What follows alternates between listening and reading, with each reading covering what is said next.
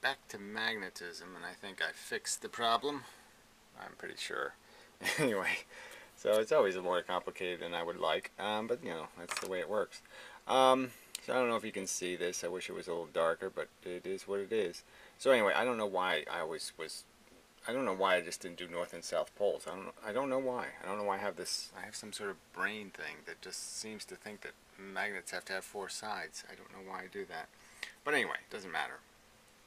The real point is that what I'm basically going to explain is why magnetism is so much stronger than gravity. So that's the catching point in the last video. And in the last video also I was describing the photons as two different kinds, A and B, and I really should have thought of it like light polarization. They're not just this and this. They come in the whole range of that circle. So I've made the gravity green. So it to represent what would be, 100%, vertical versus 100% horizontal. So that range would fill this 100% of light would be in either one of these two positions, somewhere between them. And that's where 100% of unpolarized gravity would exist in that state. And the catch with a magnet is that the more consistent the polarization is with the arrangement of the magnet's pole, the more likely there is to be an exchange of directional information, a push. So it's more likely to push the closer something is to its probably exactly the opposite pole, but we'll just say for the sake of argument, the more polarized the light, the more consistent with the pole's arrangement, the more likely that when the graviton comes in that it'll interact and exchange directional information or otherwise push and go off in its own direction. So the more likely there is to be a kinetic interaction in the subatomic structure that will create the change in the matter that will be arranging it to have a velocity in a direction of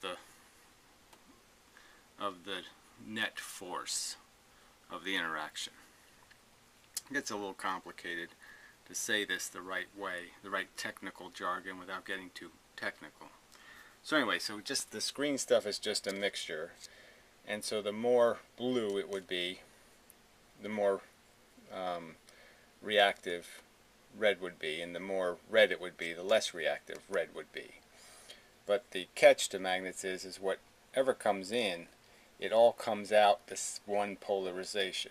So like a polarizing filter, it's essentially, we could say it blocks everything else, or we could just say it corrects everything to the correct polarization. So if something is in this angle coming in, it will be corrected to this angle going out. So when it exchanges, it comes in this way, exchanges some directional information, it'll be converted. And whether it exchanges or not, it will be converted. And the real catch with the exchange inside the matter, so to explain how magnetism essentially magnifies gravitons, their effectiveness.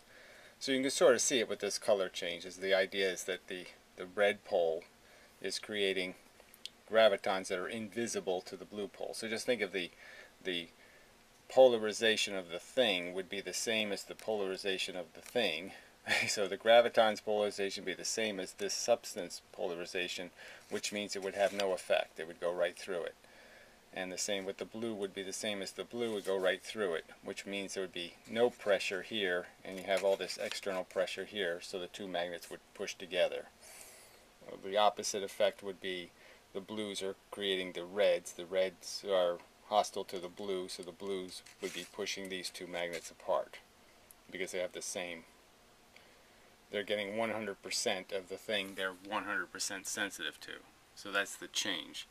The gravitons come in mixed with a variety of influenceability on the matter, and they leave with a 100% influenceability or a 0% influenceability. So all of the gravity is essentially converted into something that's 100% likely to create a directional exchange or 0% likely to create a directional change. So it's very much like light polarization in that sense. So anyway, so the description I'll give of common matter, just to sort of give an example, would be that, like, say common matter had a bunch of atoms in the way, and each interaction changed polarization, but each atom could be a plus or a minus randomly in terms of how it was polarized. So the graviton would come in and it would be polarized by an exchange with this atom to be the opposite. So it comes in at, let's say, a 40-degree angle, it leaves at a 60-degree angle, it hits this one, it goes to a 30, this one it goes to a 20, or if we say that it's going to flip them all the way, you could say that it went from 100, you know, and all the way, let's say it went from all the way up, and then it came down all the way down, and then it went back all the way up, and then it came all the way down. All that would matter is how it left. It would be either all the way up or all the way down. So what's happening in regular matter is there's this, it just keeps reconverting, and in that and so there's no gain to the conversion. There's no substance or meaning to it. Whereas if all of these are pluses, you know, if they're all aligned in the same direction, then it will be changed and it will go right through all these others. So that kind of creates the idea of the transparency. It'll just go right through them because they're all going to be, it'll be corrected by the first interaction and go right through. And likewise, if it's in the wrong direction, it'll be stopped by the first interaction. It's more likely to get stopped. And if it misses the first one, it'll hit the next one and the next one and the next one, because, you know, even if they're scattered, even if it's like a picket fence it has to go through, it's more likely to hit the next row of picket fences if it's still going the wrong way.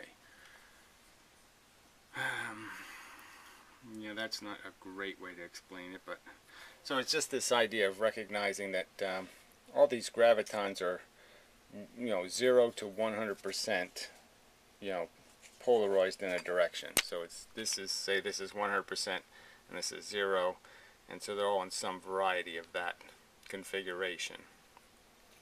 And then when they leave, they're 100% this or 100% that.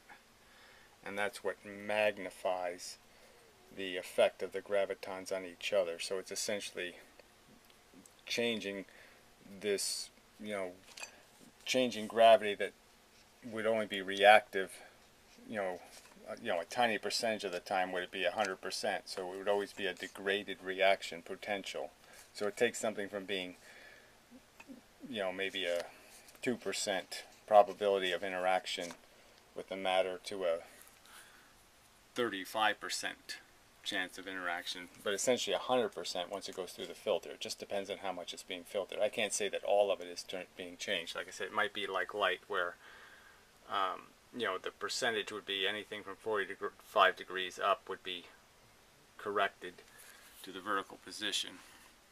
But one could say if the alignment was pretty consistent inside of a lattice of matter, that there could be all kinds of subtle variations that would keep correcting till it got perfect. You know, that's probably unnecessary to even go there. Yeah, probably. So anyway, so that's the magnification. So I really, you know, I needed that magnification thing because obviously magnets are a lot stronger than regular gravity, and so I had to come up with some reason why. How's it get magnified? And this is a much better explanation. So there's no such thing as A gravity and B gravity. There's gravity that's somewhere on a scale between A and B. It's either polarized or, you know, it's either this or this. Where before I was assuming it to be just two kinds. It comes in all of those varieties in nature. And magnets polarize it. And then they affect each other by exposing each other to the polarization that is the opposite of their sensitivity with attraction and the same as their sensitivity for repulsion. So they do in fact magnify gravity. Yeah. So anyway, I like it. I mean, I think it explains the problem in the previous video. So, good enough, I think. Right? Yeah, it's good enough. Good enough for now. Move on to some other. See, this is the other thing, you know, there is so much to go over here, and each aspect, each subject, velocity, time, magnetism, they all have a lot of nuance and complexity, and you know, it's a lot for you know, one me to do. But anyway, I keep working at it.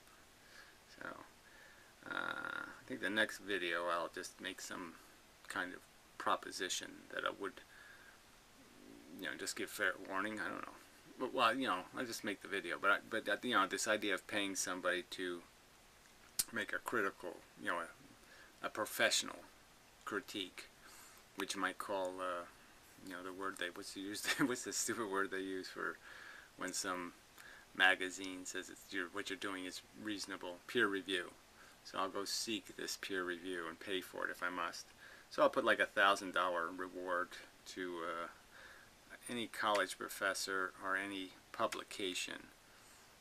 You know, let's say the publication has to have at least a 50,000 circulation or something, or even a YouTube channel that has, you know, 200,000 subscribers. Yeah, I would pay a scientific YouTube channel that has 200,000 subscribers. I'll pay them to critically analyze what I've done so far and express an opinion on the viability and on any obvious flaws. Yeah. So anyway, I'll make a video on that. Yeah. So I'll have some kind of, yeah, $1,000 prize in the title or whatever. But anyway, there. So now you know what the next video will be. Maybe. I might have to fix magnetism again, but no, I think this does it. Green, blue, red. Yeah, it does it. 3 colors.